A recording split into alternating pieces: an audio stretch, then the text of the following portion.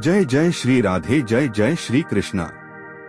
साथियों, गीता सीरीज के 18वें एवं अंतिम एपिसोड में आपका स्वागत है। गीता का 18वां अध्याय मोक्ष संन्यास योग के नाम से जाना जाता है। गीता के 18वें अध्याय में कुल 78 श्लोक हैं। ये अध्याय गीता का अंतिम अध्याय है और सबसे बड़ा अध्याय भी है। तो चलिए जानते हैं इस अध्याय में श्री कृष्ण ने अर्जुन को क्या ज्ञान दिया है। गीता सार क्या है? गीता सार ऐसा ज्ञान है जिसके आगे कुछ भी नहीं और जिससे ज्यादा कुछ भी नहीं है। गीता का ज्ञान प्राप्त हो जाने के बाद मनुष्य को और किसी ज्ञान को प्राप्त करने की आवश्यकता नहीं रह जाती है। योगीराज श्री कृष्ण अर्जुन को इसी ज्ञान को इस अंतिम अध्याय में मोक्ष संन्यास योग के रूप में बता रहे हैं। अर्जुन श्री कृष्ण से कहते हैं कि हे केशव, हे वासुदेव, मैं संन्यास और त्याग के तत्व को अलग अलग जानना चाहता हूँ। संन्यास और त्याग सुनने में एक जैसे लगते हैं, लेकिन हैं अलग। परंतु अलग हैं कैसे? अर्जुन यही श्री कृष्ण से जानना चाहता है। अर्जुन संन्यास और त्याग के बीच के अंतर को जानना चाहता है। श्री कृष्ण कहते हैं कि कामना से ओतप्रोत कर्मों के परित्याग को ज्ञानी जन संन्यास कहते हैं और सभी कर्मों के फलों के त्याग को त्याग कहते हैं। आज के युग के लोग अपने काम करने वाले कर्मों को छोड़ने को अर्थात सांसारिक जीवन में नौकरी करना, विवाह करना, धन कमाना आदि के त्याग को ही संन्यास समझते हैं। कुछ दूसरे बुद्धिमान लोग सब कर्मों के फल के त्याग को ही त्याग मानते हैं। कर्मों के फल के त्याग से यहाँ मतलब हुआ कि इस लोक और परलोक की संपूर्ण कामनाओं का त्याग। कुछ बुद्धिमानों के अनुसार अपने सांसारिक जीवन को त्याग देना ही संन्यास है और कुछ दूसरे बुद्धिमानों के अनुसार अपने कर्मों के फल को त्याग देना ही त्याग है।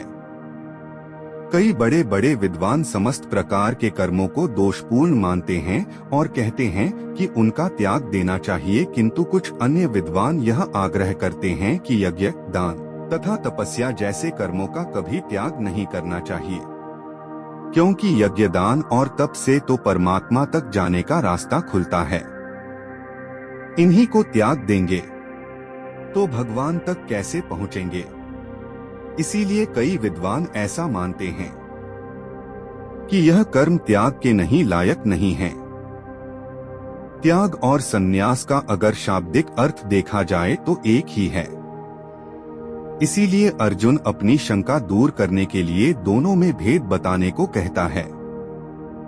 श्री कृष्ण कहते हैं कि यज्ञ, धनंजय, पहले तपस्या पर आधारित कर्मों का कभी परित्याग नहीं करना चाहिए। त्याग के लिए 3 प्रकार की श्रेणियों का वर्णन किया गया है।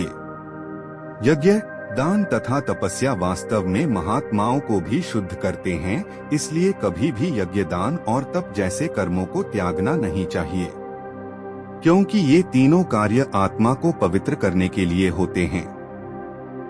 लेकिन साथ में श्री कृष्ण यह भी तो कह रहे हैं कि हम जो भी काम करते हैं उनके फलों और आसक्ति का त्याग अवश्य कर देना चाहिए। श्री कृष्ण कहते हैं कि यज्ञ, दान और तप जैसे कार्य आसक्ति और फल की कामना से रहित होकर ही संपन्न करने चाहिए। जब त्याग करने की बात आई तो श्री कृष्ण ने कर्म त्यागने की बात नहीं की, उन्होंने कर्म फल और उससे पैदा होने वाली आसक्ति को त्यागने के लिए ही कहा है। कर्म योग पर श्री कृष्ण का विशेष बल रहा है। कर्म योग ही एक ऐसी चीज है जिससे हम अपने जीवन को जीते जीते परमात्मा को प्राप्त कर सकते हैं। अपनी बात को कहते हुए श्री कृष्ण अर्जुन से कहते हैं कि हे अर्जुन, त्याग को लेकर यही मेरा स्पष्ट और अंतिम निर्णय है। नियत कर्तव्यों का कभी त्याग नहीं करना चाहिए। ऐसा मोहग्रस्त त्याग तामसी कहलाता है। जब किसी मोह के चलते हुए हम अपनी नियत कर्मों का त्याग करते हैं, ऐसे त्याग को तामसी त्याग कहा जाता है। अगर आप इस दुनिया की किसी आसक्ति में फंसकर अपने कर्तव्य को या कर्म को छोड़ देते हैं तो वो तामसी त्याग माना जाएगा। नियत कर्तव्यों को कष्टप्रद और शरीर को व्यथा देने का कारण समझकर किया गया त्याग राजसिक त्याग कहलाता है। ऐसा त्याग कभी लाभदायक और उन्नत करने वाला नहीं होता। इस तरह के त्याग का फल कभी भी नहीं मिलता। वैसे जब भी कोई त्याग किया जाता है तो उसका फल परम शांति होती है। कभी कुछ त्याग करके देखिएगा, आप स्वयं ही समझ जाएंगे। परंतु शारीरिक परेशानी के चलते अगर आपने अपने कर्मों का त्याग किया तो उसका कुछ भी फल नहीं मिलेगा, क्योंकि वो राजसिक त्याग है। शास्त्रों में बताए गए कर्म को ही नियत कर्म माना जाता है। ऐसे कर्म को करना ही कर्तव्य होता है। कर्म को कर्तव्य समझकर करने के भाव से उसके आसक्ति और फल का त्याग सात्विक त्याग माना जाता है। सात्विक त्याग में एक खास बात है और इसीलिए यह तामसिक और राजसिक कर्मों से बिल्कुल अलग है। इसमें कर्मों का त्याग नहीं बल्कि कर्मों से होने वाले फल और उसकी आसक्ति का त्याग है। यही वह त्याग है जिससे कर्म करने वाले की शुद्धि होती है। क्योंकि ऐसा मनुष्य जो कर्म को कर्तव्य मान उसमें लिप्त नहीं होता, उसके फल से बंधता नहीं, उसकी आसक्ति में फंसता नहीं, तो इससे उसका अंतःकरण पवित्र होता है। इसलिए सात्विक त्याग ही सर्वश्रेष्ठ है।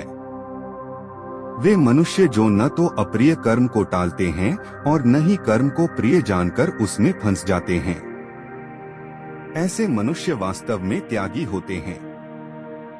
वे सात्विक गुणों से संपन्न होते हैं और कर्म की प्रकृति के संबंध में उनमें कोई संशय नहीं होता है। श्री कृष्ण कहते हैं कि कुशल कर्म के फल में भी नहीं फंसना चाहिए। जो प्राणी देहधारी हैं, अर्थात मनुष्यों के लिए पूर्ण रूप से कर्मों का परित्याग करना असंभव है, क्योंकि आपके कर्म, आपके संस्कार आपके साथ बंधे होते हैं। जब आप एक शरीर को छोड़ दूसरे शरीर में जाते हैं तो ये संस्कार भी आपके साथ आते हैं। तो चाहे शरीर इस जन्म का हो या अगले जन्म का या उससे भी अगले जन्म का, जब तक शरीर रहेगा ऐसा संभव ही नहीं कि आप अपने कर्मों का त्याग कर दें। लेकिन जो कर्मफलों का परित्याग करते हैं वे मनुष्य ही वास्तव में त्यागी कहलाते हैं। जो मनुष्य सकाम कर्म करते हैं उनके कर्मों का फल उन्हें मिलता ही है। उन मनुष्यों को मृत्यु के पश्चात भी सुखद, दुखद और मिश्रित 3 प्रकार के कर्मफल प्राप्त होते हैं। लेकिन जो अपने कर्मफलों का त्याग करते हैं उन्हें न तो इस लोक में और न ही मरणोपरांत किसी भी लोक में ऐसे कर्मफल भोगने पड़ते हैं। अर्थात जो मनुष्य जन्म मृत्यु के चक्र से बच जाता है वही परम धाम को प्राप्त करता है, और इसी को ही शुद्ध संन्यास कहते हैं। अगर कोई मनुष्य गेरुए वस्त्र धारण करके स्वयं को सन्यासी कहता है और वो सांसारिक मोह माया में फंसा हुआ है, तो वो मनुष्य ना तो सन्यासी है और ना ही त्यागी। अपनी अज्ञानता की वजह से हम अपने अंदर की आत्मा को न तो देख सकते हैं और न ही सुन सकते हैं। हम अपने अंदर के कृष्ण को भी नहीं देख पाते, बस कर्म किए चले जाते हैं और उन कर्मों के बंधन में फंसते चले जाते हैं। लेकिन सिद्धि तो तभी प्राप्त होती है जब आप कर्मों का त्याग कर सकें। लेकिन श्री कृष्ण यह भी कहते हैं कि जब तक शरीर है तब तक कर्मों को त्यागना संभव ही नहीं है। इसी उलझन को दूर करने के लिए श्री कृष्ण अर्जुन को सांख्य दर्शन के सिद्धांत में उल्लिखित समस्त कर्मों को संपूर्ण करने हेतु 5 कारकों को समझाते हैं और बताते हैं कि कर्मों की प्रतिक्रियाओं को कैसे रोका जाए। पहला कारक है शरीर, जहां इच्छा, द्वेष, सुख और ज्ञान की अभिव्यक्ति होती है। दूसरा कारक है कर्ता अर्थात हमारा मन। तीसरा कारक है हमारी विभिन्न इंद्रियां, जिन इंद्रियों और साधनों द्वारा कर्म किए जाते हैं। चौथा कारक है अलग अलग चेष्टाएं, जैसे कि सांस लेना और इस तरह की दूसरी वायु से जुड़ी क्रियाएं आदि। और पांचवा कारक है विधि का विधान अर्थात भगवान। ये 5 कारक हैं जिनसे हम अपने कर्मों के सिद्ध भी कर सकते हैं। शरीर, मन या वाणी से जो भी कार्य संपन्न किया जाता है, भले ही वह उचित हो या अनुचित, उसके ये 5 सहायक कारक हैं। वे मनुष्य जो इसे नहीं समझते और केवल आत्मा को ही कर्ता मानते हैं, वे मनुष्य अपनी दूषित बुद्धि के कारण वस्तुओं को उनके वास्तविक रूप में नहीं देख पाते हैं। अर्थात मनुष्य जो भी कोई कर्म करता है वह इन्हीं 5 कारणों से ही करता है। सारे कर्म इन्हीं 5 कारकों की वजह से होते हैं। लेकिन वह मनुष्य जो या तो बहुत ज्यादा बुद्धिमान हैं या वे मनुष्य जो मूर्ख हैं, वे आत्मा को ही कर्ता मानते हैं तो वह गलत समझते हैं। आत्मा तो शुद्ध स्वरूप है, उसे आप कर्ता नहीं मान सकते। आत्मा बार बार जन्म लेती है, अपने कर्मों में फंसी रहती है। जो मनुष्य आत्मा को ही कर्ता मानते हैं उन्हें दुर्बुद्धि कहा जाता है। इस तरह के मनुष्य सब कुछ देखते हुए भी कुछ नहीं देखता, इसीलिए वो आत्मा को ही कर्ता समझता है। जो मनुष्य ये कहते हैं कि जो भी करता है वह भगवान ही करता है, ऐसा कहने वाले मनुष्य अपने कर्मों से पीछा छुड़ाते हैं। यह ठीक नहीं कि आत्मा कर्मों में लिप्त नहीं होती। श्री कृष्ण द्वारा बताए गए 5 कारकों से ही हमारे कर्म होते हैं। जो मनुष्य कर्तापन के अहंकार से मुक्त होते हैं और जिनकी बुद्धि मोहग्रस्त नहीं है, यद्यपि वे जीवों को मारते हैं, परंतु ना तो वे मनुष्य जीवों को मारते हैं और न ही कर्मों के बंधन में पड़ते हैं। अर्थात यह सोचना कि सब कुछ हम ही करते हैं, यह गलत है। आप कर्ता नहीं हैं। जिस पुरुष के अंतःकरण में मैं करता हूँ ऐसा भाव नहीं आता, वो ही ज्ञानी होता है। श्री कृष्ण कहते हैं कि कर्म को प्रेरित करने वाले 3 कारक हैं: ज्ञान, ज्ञान का विषय और ज्ञाता। और कर्म के 3 घटक हैं: कर्म के उपादान स्वयं कर्म और कर्ता। सांख्य दर्शन में ज्ञान, कर्म और कर्ता की 3 श्रेणियों का उल्लेख किया गया है और प्रकृति के 3 गुणों के अनुसार इनमें भेद का वर्णन भी किया गया है। हे अर्जुन, अब मैं तुम्हें इनका भेद बताता हूँ। जिस ज्ञान द्वारा कोई भी मनुष्य सभी प्राणियों में अविनाशी परमात्मा अर्थात सत्य को देखता है, उसे सात्विक प्रकृति ज्ञान कहते हैं। अर्जुन को ज्ञान के अलग अलग प्रकारों को समझाते हुए श्री कृष्ण अब राजसिक ज्ञान के बारे में बताते हैं। जिस ज्ञान द्वारा कोई भी मनुष्य अलग अलग शरीरों में अनेक जीवित प्राणियों को अलग अलग और असंबद्ध रूप में देखता है, उसे राजसिक ज्ञान माना जाता है। अर्थात जो मनुष्य ये सोचता है कि उसका शरीर अलग है तो उसकी आत्मा भी अलग है, ऐसा सोचने वाले मनुष्यों को राजसिक ज्ञानी कहा जाता है।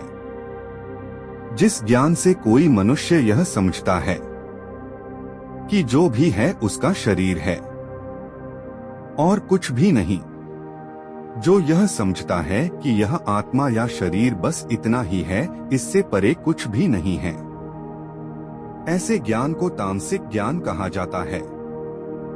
अब श्री कृष्ण अर्जुन को कर्म के अलग अलग प्रकारों के बारे में बताते हैं। श्री कृष्ण कहते हैं कि हे अर्जुन, जो कर्म शास्त्र विधि से नियत किया हुआ और कर्तापन के अभिमान से रहित हो तथा फल न चाहने वाले मनुष्य द्वारा बिना राग या द्वेष के किए, जो कर्म स्वार्थ की पूर्ति से प्रेरित होकर मिथ्या अहंकार और तनावग्रस्त होकर किए जाते हैं, उन कर्मों को राजसिक कर्म कहा जाता है।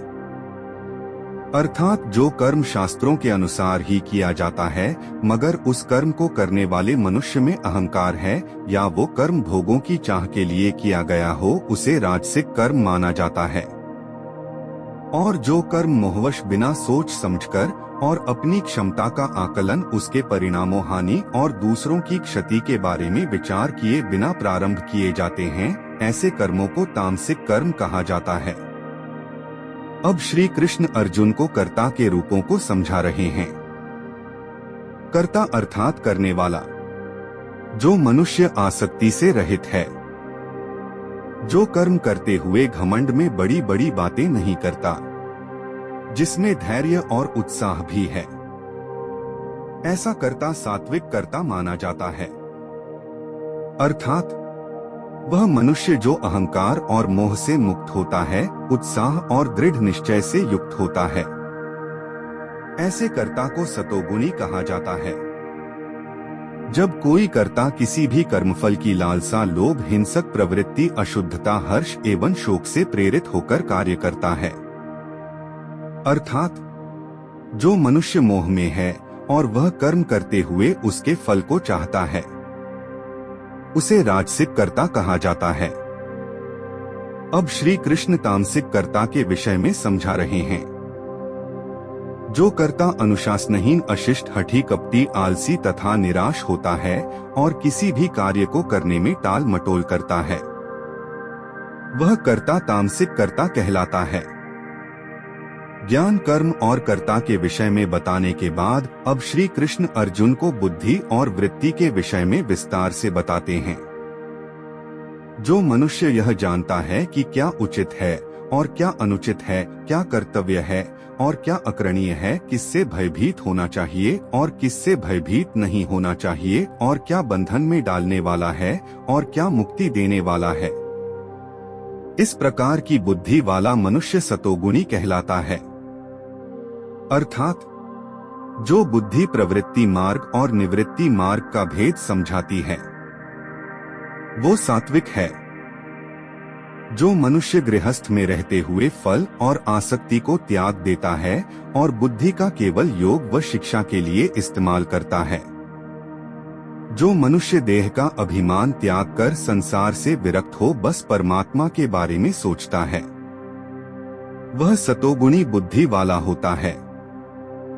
जो बुद्धि धर्म और अधर्म में भेद नहीं कर पाती, जो उचित और अनुचित आचरण के बीच में क्या अंतर है उसको नहीं समझ पाती है, ऐसी बुद्धि राजसिक कहलाती है। जो बुद्धि अंधकार से घिरी रहती है, अधर्म में धर्म, असत्य में सत्य की कल्पना करती है, वह बुद्धि तामसिक प्रकृति की होती है। अब श्री कृष्ण वृत्ति के बारे में बताते हैं। जो वृत्ति योग से विकसित होती है और जो मन, प्राण शक्ति और इंद्रियों की क्रियाओं को स्थिर रखती है, उसे सात्विक वृत्ति या संकल्प कहते हैं। सात्विक वृत्ति से ही मनुष्य अपने ध्यान योग के द्वारा मन, प्राण और इंद्रियों की क्रियाओं को धारण करता है और अपने लक्ष्य को प्राप्त करता है।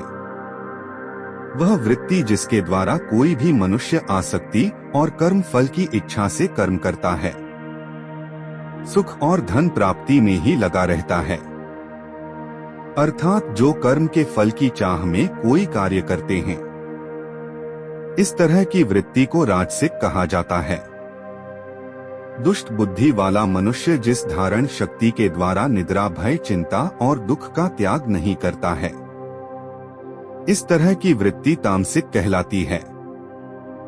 अब श्री कृष्ण अर्जुन को सुख के 3 प्रकारों के बारे में बता रहे हैं, जिनसे मनुष्य प्रसन्न होता है और उसके सारे दुख समाप्त हो जाते हैं। जो सुख प्रारंभ में तो जहर के समान प्रतीत होता है, परंतु अंत में अमृत के समान स्वाद देता है, उसे सतोगुणी सुख कहते हैं। यह सुख शुद्ध बुद्धि से उत्पन्न होता है जो आत्मज्ञान में स्थित होती है। जो सुख इंद्रियों द्वारा उसके विषयों के संपर्क से उत्पन्न होता है, ऐसा सुख प्रारंभ में तो अमृत के समान प्रतीत होता है किंतु अंत में विष के समान हो जाता है। ऐसा सुख राजसिक सुख कहलाता है। निद्रा, आलस्य और प्रमाद में कई मनुष्यों को बड़ा सुख मिलता है और वो बहुत आनंदित होते हैं। वो मनुष्य प्रारंभ में ही नहीं अंत तक इस सुख को ही सब कुछ मानते हैं। ऐसा सुख तामसिक होता है। जो सुख भोग काल में तथा परिणाम में भी आत्मा को मोहित करने वाला है, ऐसा निद्रा, आलस्य और प्रमाद से उत्पन्न सुख तामसिक कहा गया है। सत, रज और तम, इन 3 गुणों में सब कुछ समाया हुआ है। श्री कृष्ण ने हमें ज्ञान, कर्म, कर्ता, बुद्धि और धरती का भेद बताया है। हम अपने काम, अपनी समझ, अपने मन के बारे में सोचकर यह जान सकते हैं कि हम इन तीनों में से कौन सी श्रेणी में आते हैं। श्री कृष्ण कहते हैं कि इस ब्रह्मांड में रहने वाला कोई भी जीव प्रकृति के इन 3 गुणों के प्रभाव से कभी मुक्त नहीं होता है। श्री कृष्ण ने अपने अस्तित्व को पहचानने के लिए बहुत ही अच्छा तरीका बताया है, जिसके बाद आप अपने हर अज्ञान को मिटा सकते हैं, अपने आप को पहचानकर बेहतर हो सकते हैं और ये निश्चय कर सकते हैं कि आपके लिए यह दुनिया अच्छी है या वो दुनिया। श्री कृष्ण कहते हैं कि हे पार्थ, ब्राह्मण, क्षत्रिय, वैश्य और शूद्र के कर्मों को इनके गुणों के अनुसार तथा प्रकृति के 3 गुणों के अनुरूप वितरित किया गया है, न कि इनके जन्म के अनुसार। अर्थात जैसा जिसका कर्म होगा वैसी ही आपकी जाति होगी। ऐसा नहीं है कि आप ब्राह्मण के घर पैदा हुए मगर आपके कर्म शूद्रों के जैसे हैं तो आप ब्राह्मण नहीं, शूद्र ही हैं, और अगर आप शूद्र के घर पैदा हुए और आपके कर्म ब्राह्मण के जैसे हैं तो आप ब्राह्मण ही हुए। अगर आप अपने आप को ब्राह्मण मानते हैं तो आपके अंदर ये गुण होने चाहिए: शांति, संयम, धैर्य, सत्यनिष्ठा, ज्ञान, तपस्या, शुद्धता, विवेक, क्षमा तथा परलोक में विश्वास। अगर आपके अंदर ये सब स्वाभाविक गुण हैं तो ही आप ब्राह्मण हैं। अब कृष्ण क्षत्रिय के गुण बताते हैं। क्षत्रियों का सबसे पहला गुण होता है शूरवीरता, जो शूरवीर नहीं है, जो युद्ध में वीरता से लड़ने को तैयार ही नहीं, वो क्षत्रिय कैसे हो सकता है। इसके अलावा क्षत्रियों ये गुण भी स्वाभाविक रूप से होते हैं: शक्ति, धैर्य, रण कौशल, युद्ध से पलायन न करने का संकल्प, दान देने में उदारता और नेतृत्व की क्षमता। जिनके अंदर ये गुण होते हैं वही क्षत्रिय माने जाते हैं। अब श्री कृष्ण वैश्यों और शूद्रों के बारे में बता रहे हैं। खेती, गौपालन अर्थात गाय पालना और दुग्ध उत्पादन तथा व्यापार, जिन मनुष्यों में ये सब गुण होते हैं वह वैश्य होते हैं। शूद्रता के गुण से युक्त लोगों के श्रम और सेवा ही स्वाभाविक कर्म हैं। शूद्र अर्थात जो अल्पज्ञ है, जिसमें ज्ञान की कमी है।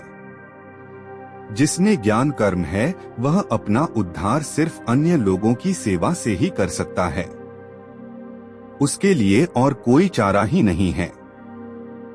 अगर आप अपना ज्ञान नहीं बढ़ाते हैं तो आप शूद्र की श्रेणी में आएंगे, और शूद्र का स्वाभाविक कर्म दूसरों की सेवा करना ही है। अपने जन्मजात गुणों से उत्पन्न अपने कर्मों का पालन करने से मनुष्य पूर्णता प्राप्त कर सकता है। अब श्री कृष्ण बताते हैं कि कोई मनुष्य अपने निर्धारित कर्मों का पालन करते हुए कैसे पूर्णता प्राप्त कर सकता है। अपनी स्वाभाविक वृत्ति का निर्वहन करते हुए उस परम पिता परमात्मा की पूजा उपासना करो, जिसने इस ब्रह्मांड की रचना की है, जिसने समस्त जीवों को बनाया है। इस प्रकार से अपने कर्मों को संपन्न करते हुए मनुष्य सरलता से पूर्णता या मोक्ष को प्राप्त कर सकता है। अपने धर्म का पालन करने में अगर आपसे गलती भी हो जाती है तो यह किसी अन्य के कार्यों को उपयुक्त ढंग से करने की अपेक्षा अधिक श्रेष्ठ है। अपने स्वाभाविक कर्मों का पालन करने से मनुष्य पाप अर्जित नहीं करता।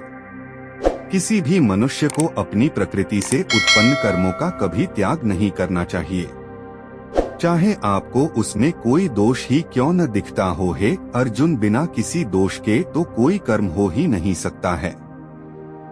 अब श्री कृष्ण बताते हैं कि सांख्य योगी अर्थात एक सन्यासी कैसे ब्रह्मा को प्राप्त होता है। श्री कृष्ण कहते हैं कि वे मनुष्य जिनकी बुद्धि सदैव प्रत्येक स्थान पर अनासक्त रहती है, जिन्होंने अपने मन को वश में कर लिया है, जो वैराग्य के अभ्यास द्वारा कामनाओं से मुक्त हो चुके हैं। वे मनुष्य कर्म से मुक्ति की पूर्ण सिद्धि प्राप्त कर लेते हैं। श्री कृष्ण कहते हैं कि जो सिद्धि प्राप्त कर चुका है वह भी दृढ़ता से दिव्य ज्ञान में स्थित होकर कैसे ब्रह्मा को भी पा सकता है। जब आपको कुछ मिल जाता है तो उसके बाद उस वस्तु की आवश्यकता खत्म हो जाती है। उसी तरह से सिद्धि होती है। जब आप सिद्धि पा लेते हैं तो उसके बाद आपके लिए कुछ भी प्राप्त करने के लिए रह ही नहीं जाता है। मतलब जब आप अपने मन पर जीत पा लेंगे, अपनी इंद्रियों को वश में करके अपनी कामना और अपने मोह को खत्म कर लेंगे, तो फिर आप सिद्धि की श्रेणी में आएंगे। यही योग है। और जो ज्ञान योग से प्राप्त होता है वो सबसे बड़ा ज्ञान है। सांख्य योगी अर्थात सन्यासी के लिए यही सबसे बड़ी सिद्धि है। इस सिद्धि के बाद वह मनुष्य ब्रह्मा को प्राप्त होता है। श्री कृष्ण बताते हैं कि कर्म योगी तो निष्काम कर्म योग की स्थिति से ब्रह्मा को प्राप्त हो जाता है, लेकिन सन्यासी जिसने सब कुछ त्याग दिया है उसका क्या? उस सन्यासी की बुद्धि विशेष रूप से शुद्ध होनी चाहिए, अर्थात वह बुद्धि जो सात्विक ज्ञान देती है। उसको हल्का सात्विक और नियमित भोजन करने वाला होना चाहिए। वह सन्यासी जिसने अपना अंतःकरण और इंद्रियों को वश में किया हुआ है, जिसने अपने मन, वाणी और शरीर को वश में किया हुआ है, जिसने वैराग्य या संन्यास ले रखा है, उसे ना किसी से मोह है और ना ही किसी से द्वेष है। जिसने अपने अहंकार, बल, घमंड, काम और क्रोध का त्याग किया हुआ है और जो निरंतर ध्यान करता है, ऐसा ममता रहित सन्यासी ही शांत युक्त होता है और वही परम ब्रह्मा को प्राप्त होता है। परम ब्रह्मा की अनुभूति में स्थित मनुष्य मानसिक शांति प्राप्त करता है। वह न तो शोक करता है और न ही कोई कामना करता है, क्योंकि वह सभी के प्रति समान भाव रखता है। ऐसा परम योगी ही मेरी पराभक्ति को प्राप्त करता है। पराभक्ति वह होती है जिसके बाद कुछ बाकी ही नहीं रह जाता है। इस पराभक्ति का परिणाम होता है ज्ञान की पराकाष्ठा। श्री कृष्ण कहते हैं कि यही वह पराभक्ति है जिसके द्वारा योगी मुझे प्राप्त करता है। सांख्य योगी वो ही हैं जो अपनी भक्ति से ये जान लेता है कि कृष्ण क्या है। कृष्ण के सत्य स्वरूप को जानना ही सबसे बड़ी भक्ति है। और जब कोई भक्त कृष्ण को जान लेता है तो वह कृष्ण को पा लेता है। सांख्य योगी के लिए पराभक्ति से परमात्मा को प्राप्त करने का रास्ता बताने के बाद श्री कृष्ण बताते हैं कि कोई कर्म योगी उनको कैसे प्राप्त कर सकता है। कर्म योगी के लिए कृष्ण को पाना आसान है, क्योंकि वह कृष्ण को अपने मन में रखकर अपने सारे कर्मों को करता हुआ भी ब्रह्मा को प्राप्त कर लेता है। जिस तरह से सांख्य योगी की पराभक्ति से कृष्ण को पा लेता है, उसी तरह कर्म योगी निष्काम कर्म करके परम ब्रह्मा को प्राप्त कर लेता है।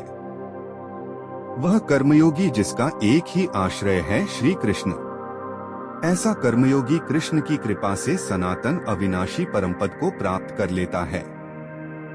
अब श्री कृष्ण बताते हैं कि कोई कर्मयोगी कैसे परम सिद्धि प्राप्त कर सकता है। कृष्ण कहते हैं कि अपने सभी कर्म मुझे समर्पित कर दो और मुझे ही अपना लक्ष्य मानो। बुद्धियोग का आश्रय लेकर अपनी चेतना को सदैव मुझ में लीन रखो। जब आप ऐसा करते हैं तो ऐसी स्थिति में आपकी पूरी जिम्मेदारी कृष्ण की हो जाती है। उसके बाद आप कृष्ण के हैं और कृष्ण आपके हैं। जब आपके चित्त में, आपके मन में कृष्ण होंगे तो फिर उनकी कृपा से आप समस्त संकटों को अपने आप ही पार कर जाएंगे। लेकिन यदि आप में अहंकार आ गया कि कर्मों का कर्ता तो मैं ही हूँ, ऐसे अहंकार के बाद आपका नष्ट होना तय है। श्री कृष्ण अर्जुन को समझाते हुए कहते हैं कि यदि तू अहंकार से प्रेरित होकर ये सोच रहा है कि मैं ये युद्ध नहीं लड़ूंगा तो तेरा ये निर्णय निरर्थक हो जाएगा, क्योंकि तेरा स्वाभाविक क्षत्रिय धर्म तुझे युद्ध लड़ने के लिए विवश कर देगा। अर्जुन ने युद्ध लड़ने से जो मना कर दिया था उसका विश्लेषण करते हुए श्री कृष्ण कहते हैं कि हे अर्जुन, मोह के वशीभूत होकर तुम जिस कर्म को नहीं करना चाहते हो उस कर्म को तो तुम्हें अपनी प्राकृतिक शक्ति से उत्पन्न प्रवृत्ति से बाध्य होकर करना ही पड़ेगा। श्री कृष्ण कहते हैं कि हे अर्जुन, परमात्मा सभी जीवों के हृदय में निवास करता है। उनके कर्मों के अनुसार वह भटकती आत्माओं को निर्देशित और नियंत्रित करता है, जो भौतिक शक्ति से निर्मित यंत्र पर सवार होती हैं। अगर आपके शरीर को एक यंत्र या मशीन माना जाए तो इस दुनिया में यह यंत्र घूम रहा है। कोई भी मशीन खुद अपने आप तक चल नहीं सकती, उस मशीन को कोई चलाने वाला चाहिए होता है। ठीक उसी प्रकार हमारे शरीर रूपी यंत्र को भी वो परम पिता परमात्मा चलाता है। ये सब उसी की माया है। समस्त ब्रह्मांड का नियंत्रण उसी के हाथ में है। जो भ्रम है वो परमात्मा है और जो हमारे शरीर में मौजूद है वो आत्मा है।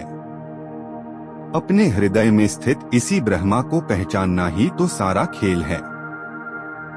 जब तक आप उसे नहीं पहचानते हैं तब तक उसकी माया का प्रपंच चलता ही रहता है और हम सब उसमें घूमते रहते हैं।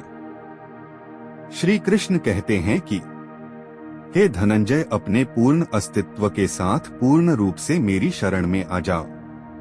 मेरी कृपा से तुम पूर्ण शांति और मेरे नित्य धाम को प्राप्त करोगे।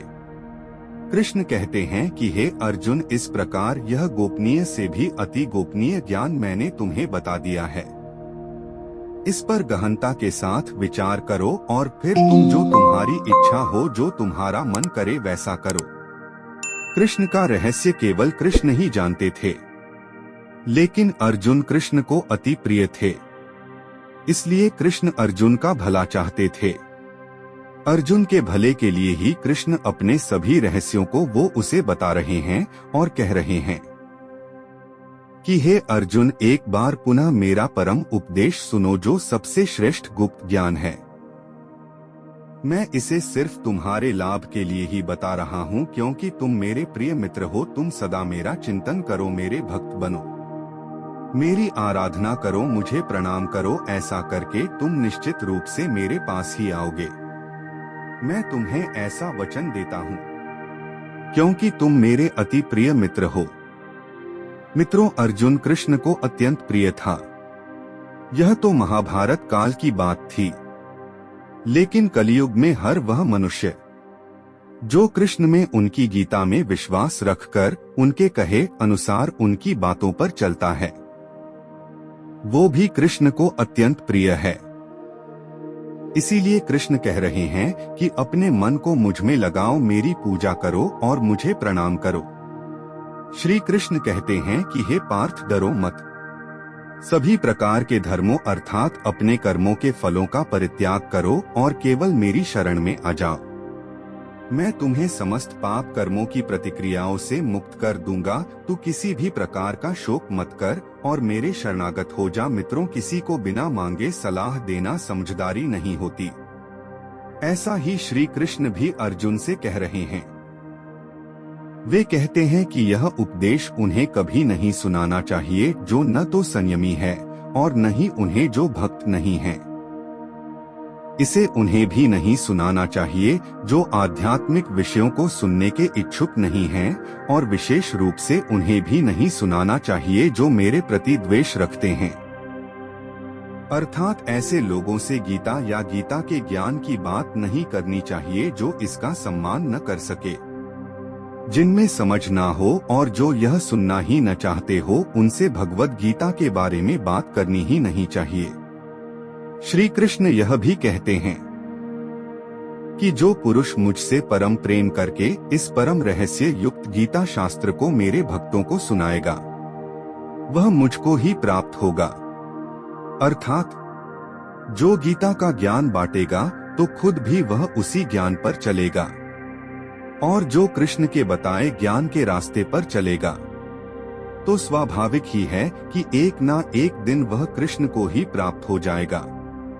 श्री कृष्ण कहते हैं, जो भी मनुष्य सच्चे भाव से गीता का प्रचार प्रसार करेगा वह कृष्ण को सबसे अधिक प्रिय है। जो भी गीता की कही बात पर चलकर औरों को ज्ञान और कर्म के पथ पर बढ़ाएगा उससे अधिक कृष्ण को पूरे पृथ्वी भर में कोई भी प्रिय नहीं, और भविष्य में भी ऐसे भक्त से अधिक प्रिय कृष्ण को कोई नहीं होगा। श्री कृष्ण अर्जुन से कहते हैं कि जो भी मनुष्य हम दोनों के संवाद रूपी गीता शास्त्र को पढ़ेगा या सुनेगा वे मनुष्य ज्ञान के समर्पण द्वारा अपनी बुद्धि के साथ मेरी पूजा करेंगे, ऐसा मेरा मत है।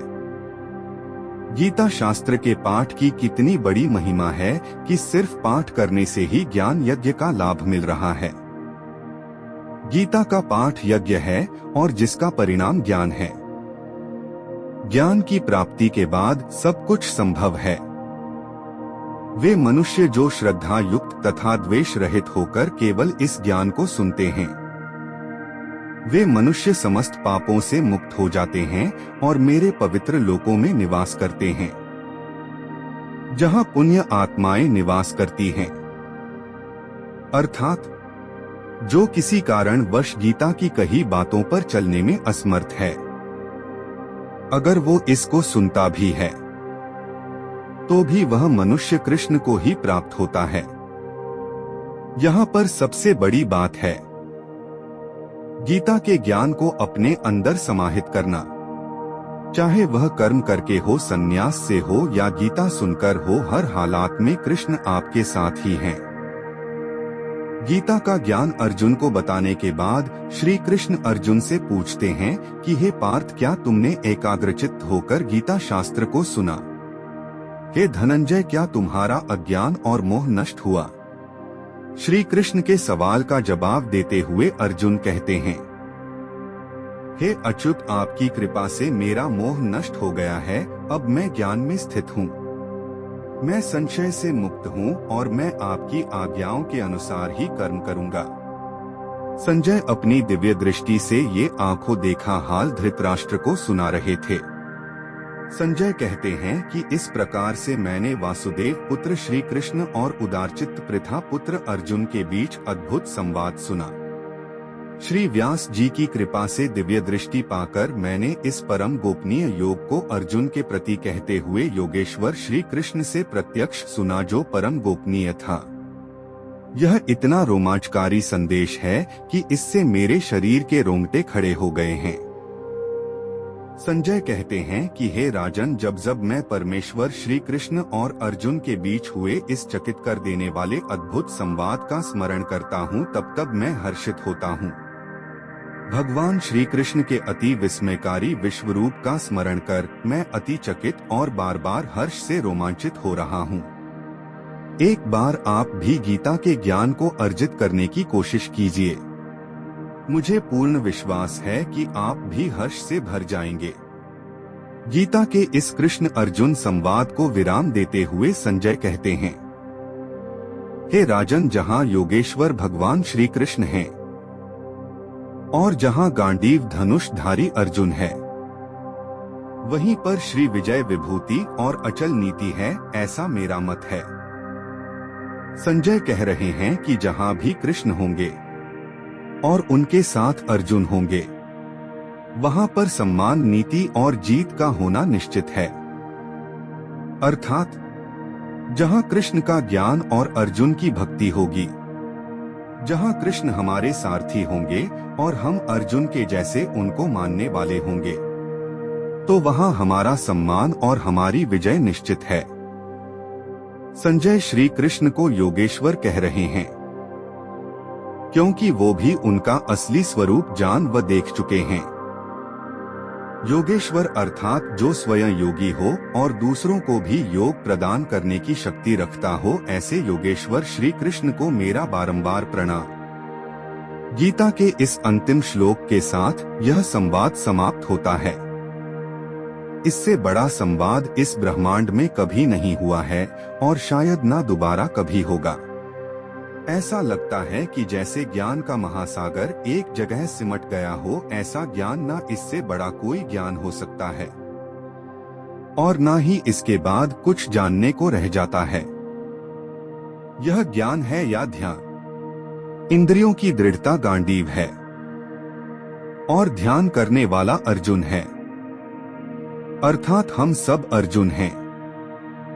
अपनी इच्छा शक्ति से गांडीव की तरह हमें अपने मन, अपनी इंद्रियों को नियंत्रण में रख अपने ध्यान को अपने कर्म पर केंद्रित कर हमें कर्म योगी बनना है और किसी भी युद्ध से मुंह न मोड़ते हुए उसे अपना कर्तव्य मान युद्ध करते रहना है।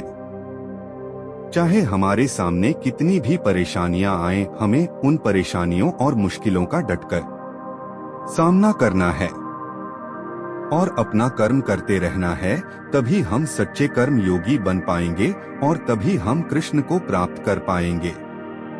हमें धन्यवाद देना चाहिए संजय को, क्योंकि गीता का ज्ञान हम संजय की वजह से ही जान पाए।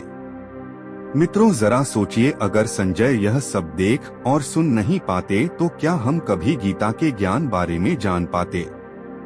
शायद कभी नहीं, मगर ये सब तो उन योगेश्वर श्री कृष्ण की ही माया से संभव हो पाया है। दोस्तों, इसी के साथ भगवत गीता का 18वां एवं अंतिम अध्याय समाप्त होता है। साथियों, अगर आपको ये गीता सीरीज पसंद आई हो तो कृपया हमें कमेंट करके अवश्य बताएं। आपके कमेंट हमारा मनोबल बढ़ाते हैं। मित्रों, आज के इस विशेष वीडियो को यहीं पर विराम देते हैं।